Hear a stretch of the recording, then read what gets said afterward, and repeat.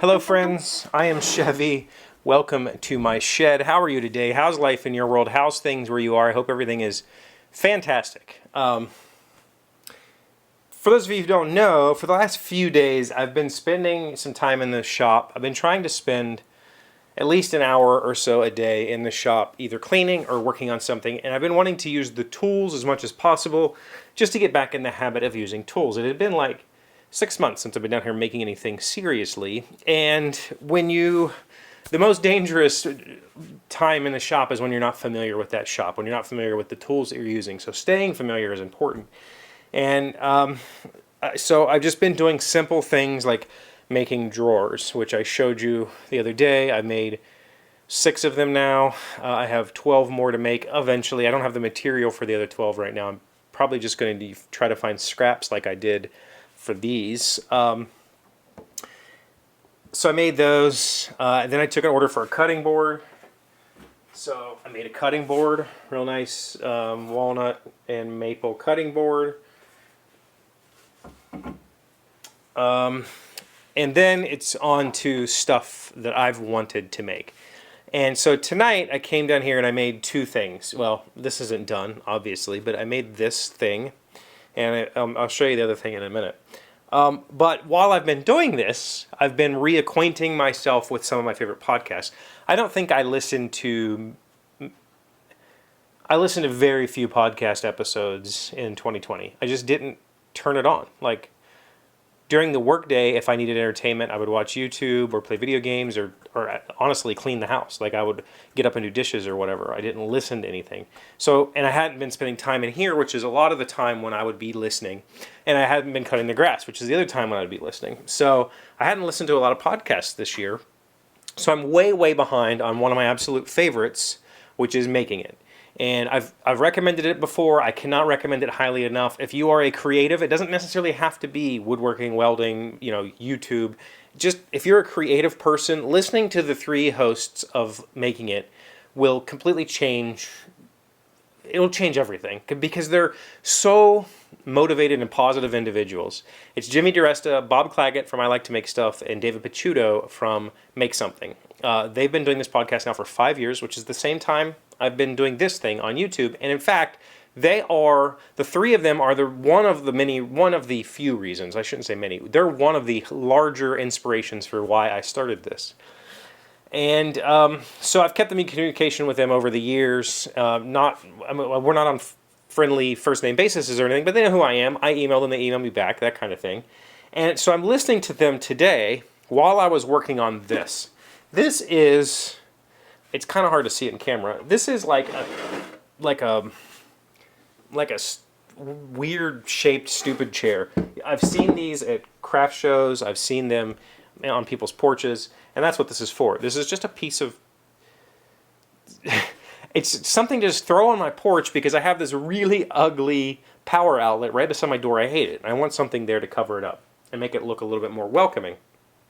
And this has been an idea that's been on my mind for like over a year.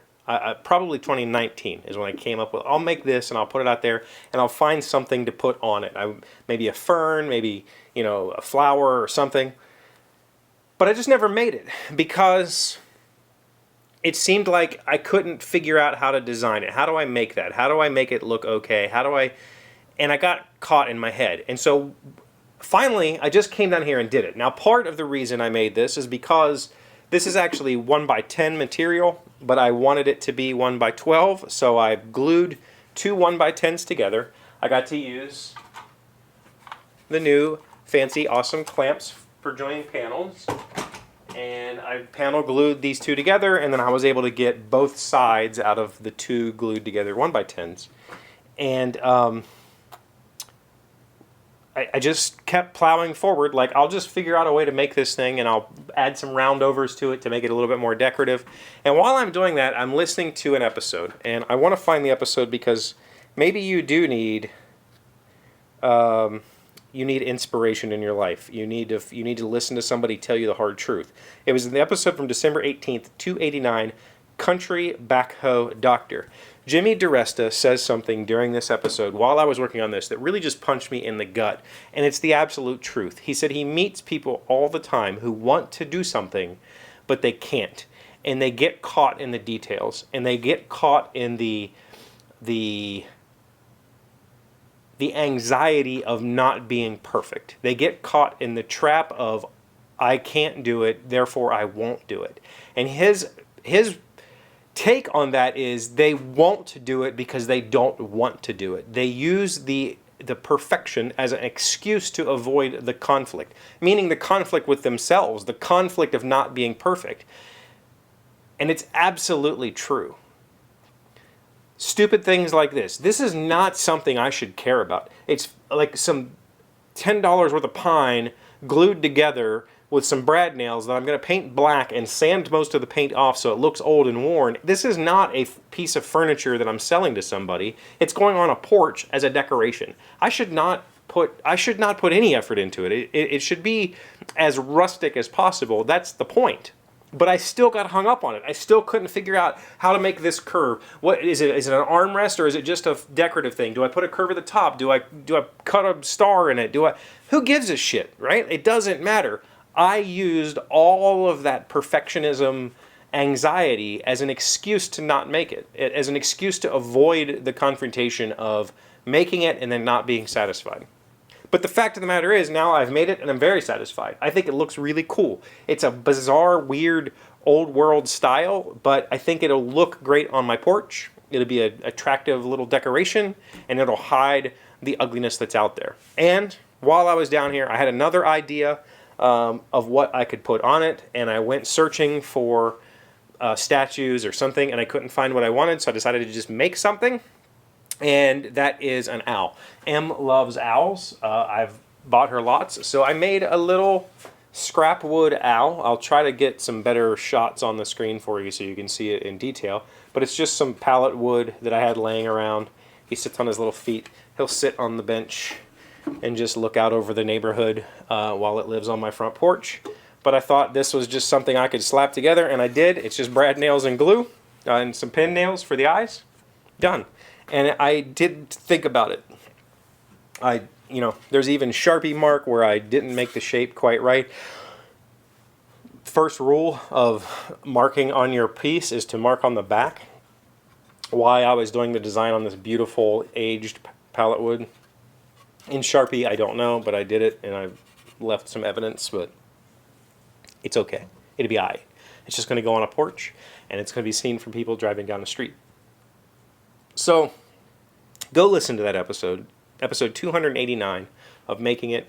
Listen to Jimmy DiResta. Let him punch you in the gut, and let him tell you that you are making excuses. And stop making excuses. Just do it. Just get it done. That's what I've been trying to do, and it's been really helpful. So I hope I can continue the motivation. The big issue I have right now is I only have like 3 more 1x10s, and then I'm out of pine, and my local store has nothing. I went and they don't have anything. So how I'm going to make this furniture, I'm not sure yet. I got to find a source for pine that is inexpensive enough that I can compete with the current supplier. If I go to Lowe's and Home Depot, $20 for a 1x12 is not going to cut it. I can't make a profit, and the seller can't make a profit. I'm basically a wholesale maker, and they're going to sell it, and I can't make anything because they wouldn't be able to sell it for the price I'd have to charge. So, yeah, I guess that was just a plug for Making It mostly, and also to show off that I've actually been productive for the last 4 days. That's a change of pace. So thank you for being here as always. Thank you for liking, commenting, subscribing, being amazing friends and wonderful people. I really appreciate you. And I'll see you again tomorrow. Today's word you should know to sound smart is confusing me. The word looks like impressment, but it wants to be pronounced appressma. It is a noun meaning a display of effusive cordiality. Those at the party who belonged to the nouveau rich set were easy to recognize due to their constant and distasteful empressement. Empressement. Empressement. I could understand it if it was impressment, like you're an impressment, but empressement must be French. I don't know these things. Don't speak that language. Barely speak English. I've used that joke before, haven't I?